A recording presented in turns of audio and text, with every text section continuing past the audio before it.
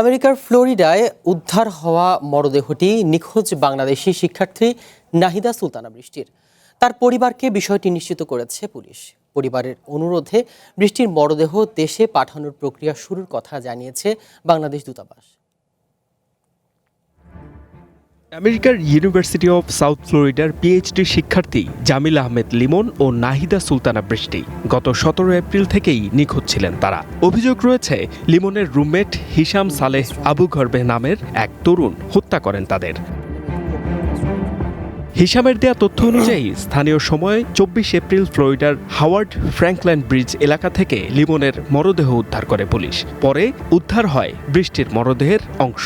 শুক্রবার এই তথ্য জানায় ওয়াশিংটন ডিসির বাংলাদেশে এলো এই প্রথম টাচলেস আরএকে সেন্সেশন ওয়াটার ক্লজেট।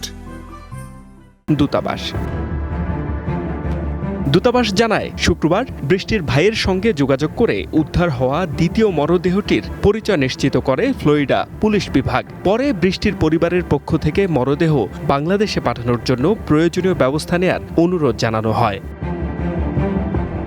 এরই পরিপ্রেক্ষিতে ওয়াশিংটনের বাংলাদেশ দূতাবাস এবং মায়ামি বাংলাদেশ কনসুলেটের মাধ্যমে মরদেহ দেশে পাঠানোর প্রক্রিয়া শুরু হয়েছে বলে জানিয়েছে সংশ্লিষ্ট সূত্র।